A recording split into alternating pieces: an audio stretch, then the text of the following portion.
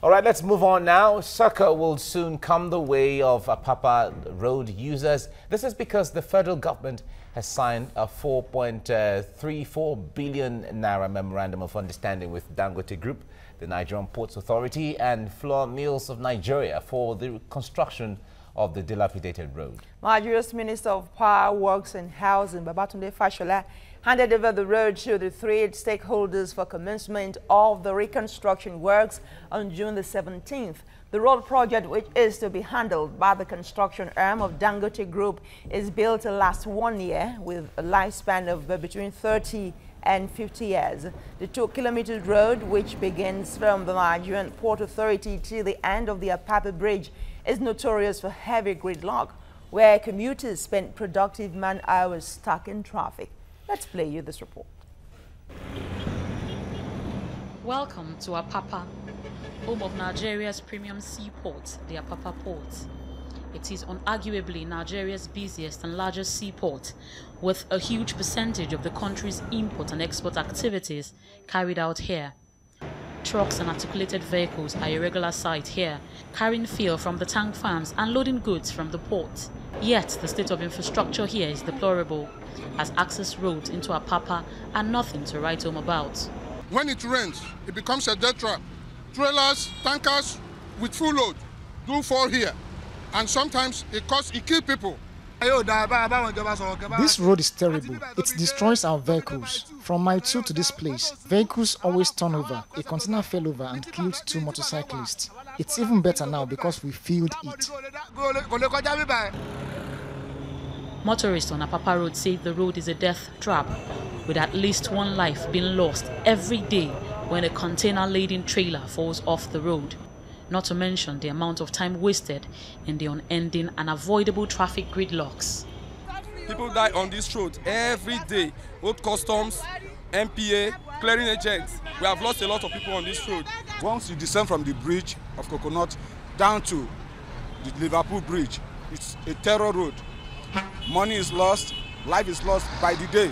Not only this side, both sides of the road. It should take 30 minutes to go out from the port, but due to the bad road, it takes time. Even 2-3 days, we are still there. After we have loaded the container from the terminal, to come out is a problem because the road is congested because of the bad road. Tragically, years of poor infrastructure maintenance is evident here. Commuters, motorists, and those whose businesses are centered around the Apapa port say it's a shame that the road leading to Nigeria's biggest seaport is in such a deplorable state. But beyond that, business owners are concerned that they may soon be forced out of business. Yemisi is a truck owner. Her lamentations are numerous. The bad roads have changed her fortune. For her, the liabilities borne by truck owners due to the bad roads can almost reduce them to paupers. The vehicle takes a lot of money. Before I have more than 12 vehicles, but now I cannot be able to maintain 2 because of the road. Many are falling. When the vehicle falls, it will get spoiled. And the container owner, they will hold me responsible. And it's not my fault. Look at the road. Ibafon Market is located around Coconut Bus Stop, an entry point into Tinkan Port from the Apapa-Oshodi Expressway. Traders here are having a tough time getting customers, and they all blame it on the state of Apapa roads. The road is very bad, so we don't have customers. Because of this, it's affecting us. Our customers used to go to other places. Commuters, motorists and business owners want government to put in place palliative measures to ameliorate their sufferings. Jokeli Jadu, TVC News, Lagos. All right, to discuss the planned repairs of the Apapa-Wharf Road, we have the President, National Association of Government-Approved Freight Forwarders, Chief Increase Uche. Increase, good morning. Yeah. Good morning. I like the name Increase because when I heard the name at first, I was like, wow, Increase, that's a great name. Exactly. All right, let's increase our talks this morning as we get along. First of all, let me ask you, you are very familiar with that terrain, that region. Just how embarrassing has it been for when you invite your foreign partners to come, you know, to do business with you and all of that? Give us that perspective. Yes, what is actually happening at the ports, not only in Lagos, Port Harcourt Port, inclusive. It's pathetic. It's quite pathetic. It's out of the ordinary. A situation where cargo lands at the port terminals freely, because the port channels, the approach channels are free. Vessels can come in and drop those cargo. But to move them out of the port becomes a terrible thing. Completely, you know, a situation in which cannot be described. Ideal port system is not supposed to be in that form. So it's regrettable what we are seeing. And an outsider, somebody coming from other climes who, in fact, condemn the maritime sector completely. For what we are, you know, kind of passing through, it's quite terrible that to even get your truck into the port to load cargo takes days. When they are loaded, to exit becomes another problem. But you see the issue, like the development currently, where Dangote, flour mills, and MPA kind of team up now to bring succor to Nigerian merchants and freight forwarders. You see, terminal operators and shipping companies showed unconcern because they are the beneficiaries of the deplorable state of the roads. You understand? This cargo will land and remain there. Before you go into all that, I was thinking we should underscore the importance of this road. What are the major sectors? What are the major activities that go on there? Really, can we take them one after the other so we understand them better? Yes, the road infrastructure is very, very important when you talk of port operations, because this cargo need to be moved to the hinterlands. Okay. But the issue now is, even if the roads are fixed, even if governments decide to connect 1 million road linkages to the port, it won't solve the problem. The inland transport system is bad. Yeah, my question is, you talked about the sea, right? Yes. What other activity, what other major sector plies the road? Yes, like Dangote, they have their establishments there. They ply the road. You see private individuals. For me, for the past 2 years, I can't drive into Apapa. We use Okada. So it's a complete, state of, decay that movement is impeded. Traffic, vehicular traffic is impeded. No business is actually, going on in Apapa Port City as we speak. All right. Now, you said even if the construction is carried out and all of that, it still would not solve the problem. Yes. Give us a perspective. What we need to overhaul is the inland transport system. Because you're talking about the road network? Yes, road network, what they call intermodal transport system. Okay. When this cargo land the seaports, we need other channels to move them out of the port. We need the rail system, we need the road infrastructure, we need the inland and coastal services, you understand? So for us to depend on road solely will not solve the problem. Okay.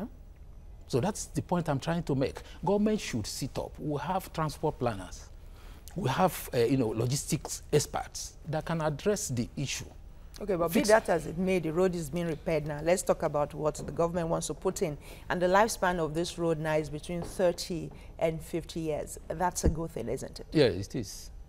Yes, fixing the road, like I said, it's okay. Let them fix the road, and then the truckers can, kind of heavy a sigh of relief. Okay, and so within the period of fixing the road, what will happen to that area in terms of activities? Would there be some relocation, some kind of paucity? What will happen? No, nothing will happen. We'll keep managing the situation because there is nothing we could do. Last time we withdrew our services because of the state of the road and other issues, you understand? That was even why government took it seriously to come and then look at the issues. The MPA managing director, she's actually a woman. She, in fact, the way she tried to, kind of governize other agencies to start this. Dangote has been helpful. Flour mill, because it concerns their business so much. That the particular axis, that's the Jora Apapa axis, is where their own these establishments are located. Okay, what of Tinkan axis to Coconut that links up Oshodi? Nothing is being done. Only the palliatives, bringing gravels and all this and pouring there, trying to, make resuscitate the place a little. It is not helping any matter. So that is the issue. All right, Dangote Company, the subsidiary of Dangote Group that will be handling the corporation or the construction, said that they won't be using laterite, they'll be using concrete this time around. What difference would that make? Is that supposed to be better than the laterite we're used to? Yes, concrete will be better because it always guarantee sustainability of the roads. You understand? Especially with the rains. With the rains, because we'll try to call the attention of government before now to start doing something. Now the road is completely in a deplorable state, completely, no movement. If you're unlucky, you are driving a private car and you are locked in by some of these tanker, trucks. The next thing you see, they will envelope you there. And as long as you remain there, you are at risk of being attacked by area boys. It has gotten to that level. Talk to us about that area of things, armed robbery and all of that. Yeah. Do you still have that? How bad yes. It's still going on. It's still going on. Those that are unlucky, because when you remain there and there is no way you can exit yourself from the gridlock, if you are not lucky, they may attack you at will, because there is no security there. You can't move. Okay, can't move so it forward. goes beyond just repairing the road. It goes beyond that. Is also poor. Security is another issue, because today we are talking of 24-hour port operation. All right. So we need to put security in place: security of life, security of property, security of port infrastructure, and all that. Okay, but you just blamed some of your association members for not even trying to make effort to see to the repairs of the road, or perhaps even provide security. What can you do differently? No, not my members. Terminal operators, they are the concessionaires. You know, in 2006, government concession on the ports. And today, the terminal operators are holding sway. They are happy that the roads are bad, because from the detention of this cargo at their terminals, demurrage keep accruing, storage charges and rent keep, multiplying, and they cannot even, worth a dime from whatever, accumulates. And the issue is, this cargo that remain inside the terminal are supposed to be evacuated. There is a section of SEMA law, SEMA section 31, 2 of SEMA, that gives customs the power. The terminal operators are to prepare what they call unclear cargo lists. Okay. You understand? And they hand it over to customs. Then the MPA, who are the landlords of the port, need to provide a place, a government warehouse, where this cargo could be evacuated, so that the port, terminals will be free. But what they do is that the terminal operators don't prepare those unclear cargo lists, and nobody is talking. And these cargoes, they are there. Even when you apply the owners, because of the nature of this. Yes, leading to congestion, because right now there is congestion already, but it's not so visible because of the recession. If it were to be in 2011 and 12, when the cargo flow was heavy, in fact by now it should have been a different case altogether. All right, now Nigerians have been asking this question. When big companies come to help carry out corporate social responsibility or help governments do their own job sometimes, they ask for tax rebate or tax holidays. Are we seeing the likelihood of Dangote mills or flour mills, as the case may be, asking for something like that? We learned that they are not looking for tax rebates. They want to carry it out as their CSR. Yeah. They want to carry it out without minding. It's a good development because it's affecting their business. An enabling environment is needed, and which government need to provide. And when it is not there, business goes down. Okay. One major corporate on that road, and people have said that it's time to relocate the tank farm itself. Beyond repairing the road, the tank farm in that particular axis should be relocated. What's your take on that? Yes. Relocating the tank farms again will not even solve the problem. What we are saying is overhaul the inland transport system, use rail, even as those tank farms are there. If the rail system is efficient and connected, if there is linkage, Apapa is linked, Tinkan Port is linked, all those jetties have a sport track that links the major trackway, there won't be a problem. This thing could be evacuated through the rail system without hindrance to any other. So the tank farm is not the problem? Tank farm, to me, if we have guaranteed intermodal system, the tank farm can remain. Where that one is not there, then relocation of the tank farm could be What part about of the hazards, the environmental hazards, issue of even fire and explosion going on in that area? Is that not inimical to your business? Yes, life is an adventure. There is no, there is no system that is self-proof.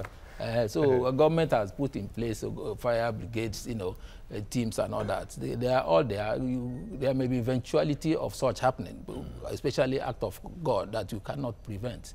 So what we are saying is an ideal port system is needed.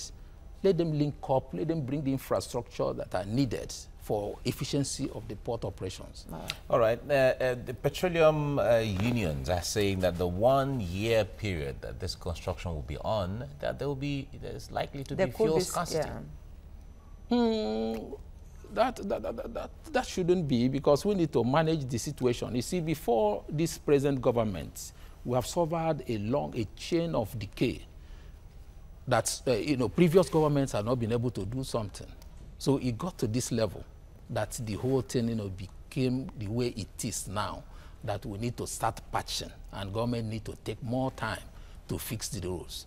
So we need to exercise patience. That is the only thing that manage the situation. For me, my organization, NAGAF, which I represent, even the withdrawal service we did, it's not in our character that we should withdraw services, because we know the implication it will, the impact it will make on the economy, the West, and losses government will. So we should just bear the loss, really. We should just know that this is hard times, and this is how we need to bear. We need to bear it, because it's long. It's long. The whole thing has been there. Is it today that containers will fall off, articulated truck and even take lives, or merchants lose their investment? It is not today.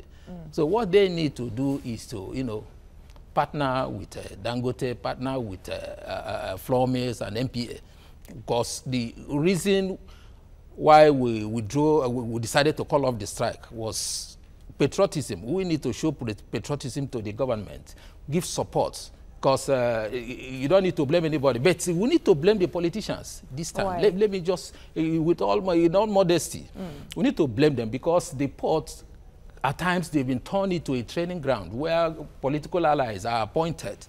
Those that need to understudy the situation, those that are more about, that need to be taught on how port operates. And before these heads, the headship of these agencies come to understand what is supposed to be done, it has taken time. So what about the person there now? What is your assessment? For MPA Managing Director Adiza Bala Osman, she's trying her best. Other government agencies like Chipas Council and all that, charges, we need. In fact, the mistake from time was the process, the pattern in which the port was concessioned. We need to overhaul the entire system. The port layout, we need to overhaul it. We need to restructure the ports. So that let's take one after the other. Restructuring in what sense? Yes. What exactly are you like the port system today, yes. You look at the new executive order 18, which says there shouldn't be touting in the port anymore. If we need to get it right, we have advised that the port administrative blocks inside the port, at the port terminals need to be relocated. Then we need to have what they call port city, where administrative blocks are built, where provisions are met. Then cargo coming in again when it is restructured. The port is a transit point. They are made to be transit point, not for holding of cargo. They shouldn't hold inventory for too long. 2-3 days, the cargo should move to ICDs. You understand? So there are flaws in the entire system that we need to go back to the drawing board and put structures in place. Okay, now we understand a Nigerian-owned company will be responsible for constructing that. That is in the light of patronizing Nigerian or homegrown companies. How desirable is that? And when it comes to the trust and comes to the capacity and capability, a lot of Nigerians still feel that Nigerian companies don't have what it takes to handle very complex constructions, especially of this magnitude. No. They have. It depends on the patriotism level of the Nigerian. They are trained engineers. What they need is what level, what standard of road do we need? they can make provision. Julius Vega tried to construct the road linking a boundary to Apapa-Wharf. You go there, you see what is happening. They are pool. It's just like this lagoon. is not Julius You Vega. understand? This is a Nigerian company. No, and all you need to do is look at some antecedent of some of the roads the Nigerian engineers have constructed. Something is definitely wrong. Because you construct after a year again, you have to go back and start filling potholes. Why is that? What I said is the quality of the road, the approvals given. Is it a standard road that is being constructed? Because the thickness of the road matters when you see articulated trucks of carrying over 30 tons of cargo plying. So we need to fortify the road infrastructure so that it can carry that weight of cargo for a very long time. Okay. Well, Increase Uche, thank you very much for coming on the program and giving us some insight into what's going on there. Thank you. Thank you. Right.